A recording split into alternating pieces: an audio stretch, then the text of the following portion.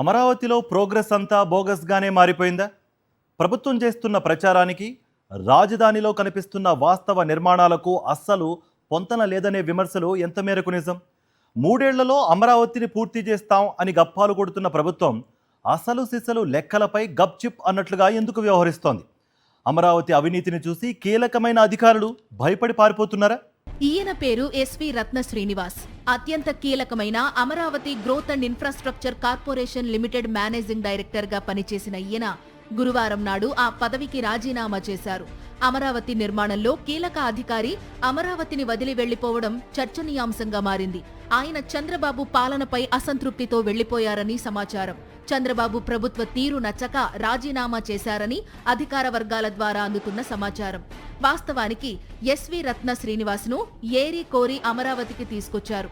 Retired IAS అధికారి అయిన రత్న శ్రీనివాస్ గతంలో ముంబై మెట్రో, ధారావి పునరాభివృద్ధి వంటి కీలకమైన మౌలిక వసతుల ప్రాజెక్టుల్లో పనిచేశారు. కీలక ప్రాజెక్టుల నిర్మాణంలో ఎంతో అనుభవం ఉన్న రత్న శ్రీనివాస్ 6 నెలలకే అమరావతి వదిలి వెళ్లిపోయారంటే అమరావతిలో ఎలాంటి పరిస్థితులు రాజ్యమేలుతున్నాయో అర్థం చేసుకోవచ్చు. కాంట్రాక్టర్లు, సంబంధిత డీల్స్, చాటుమాటు వ్యవహారాలను చూసి రత్న శ్రీనివాస్ విసిగి వేసారిపోయారని సమాచారం. నిజానికి రత్న శ్రీనివాస్ కొంతకాలం క్రితం లాంగ్ లీవ్ పెట్టి వెళ్లిపోయారు. అప్పుడు సీఎం చంద్రబాబు పిలిచి బుజ్జగించి Amaravati growth and infrastructure corporation limited managing director గా కొనసాగాలని కోరారట. బాబు కోరిక మేరకు ఆయన తిరిగొచ్చారు. కానీ ప్రభుత్వ తీరు ఏమీ మారలేదు. ఇలాంటి పరిస్థితుల్లో ఇక్కడుంటే అమరావతి అవినీతి వ్యవహారాల్లో ఇరుక్కోవలసి వస్తుందని భావించారో ఏమో. అసలు మొత్తానికి రాజీనామా చేసేశారు. ఇక్కడ పనిచేసేది లేదని తెగేసి చెప్పి వెళ్లిపోయారు. ఇక అమరావతి నిర్మాణాల ప్రోగ్రెస్ కూడా పెద్ద బోగస్ గా మారింది. 3 ఏళ్లలో పూర్తి చేస్తామని చంద్రబాబు సీఎం అవ్వగానే ప్రకటించారు. ఇప్పటికి 2 ఏళ్లు పూర్తయిపోయింది. కనీసం 18% కూడా టెండర్లు పిలిచిన పనులు పూర్తి కాలేదని ప్రభుత్వ లెక్కలే చెప్తున్నాయి.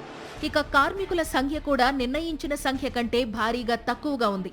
95 వర్కులను నిర్ణయించిన గడువు మేరకు పూర్తి చేయాలంటే 36,000 మందికి పైగా కార్మికులు పనిచేయాలని అధికారులు అంచనా వేశారు.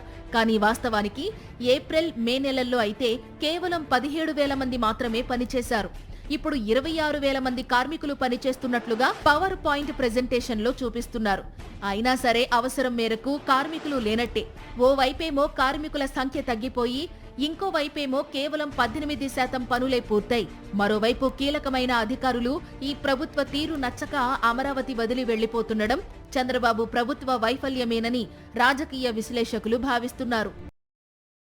మరిన్ని అప్డేట్స్ కోసం ఛానల్ ను సబ్స్క్రైబ్ చేయండి. నోటిఫికేషన్స్ కోసం బెల్ ఐకాన్ పై క్లిక్ చేయండి.